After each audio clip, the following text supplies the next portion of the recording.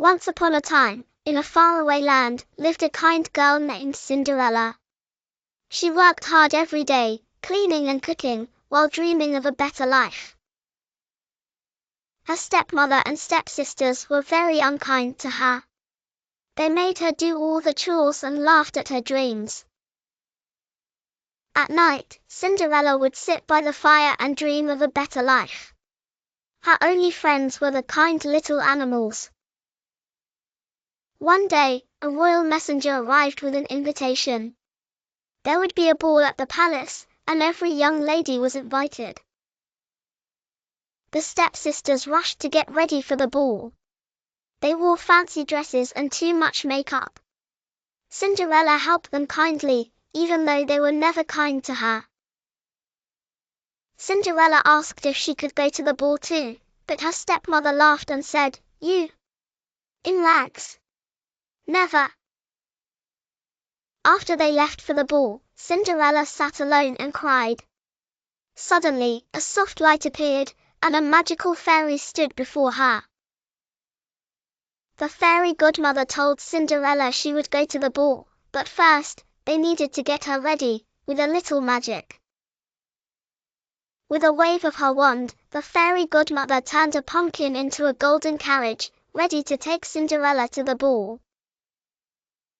The fairy godmother turned Cinderella's rags into a beautiful gown and glass slippers. She looked like a true princess. Cinderella arrived at the palace. Everything sparkled, and she felt like she was walking into a dream. Everyone turned to look at the mysterious girl. The prince couldn't take his eyes off her.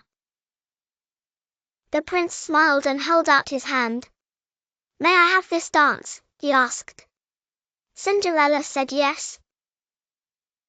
The music filled the room as Cinderella and the prince danced. Everyone watched, but the two of them saw only each other. Cinderella smiled as she danced. She had never felt so happy. Everything felt like a dream come true. Suddenly, the clock struck midnight. Cinderella gasped. She had to leave before the magic faded. Cinderella ran down the steps, heart racing. As she fled, one glass slipper slipped from her foot. The magic faded. Cinderella ran home in the night, her gown now rags, her carriage now a pumpkin. The prince reached the step where Cinderella had fallen. There, he found a single glass slipper, perfect and glowing.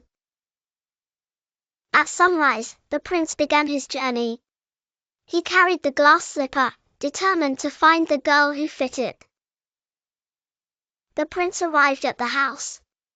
The stepsisters tried to squeeze into the glass slipper, but it was clearly not meant for them. Cinderella stepped forward. Everyone stared. Then, sparkles filled the air as the fairy godmother appeared beside her. The prince slipped the glass slipper onto Cinderella's foot. It fit perfectly. Everyone gasped. Magic filled the room.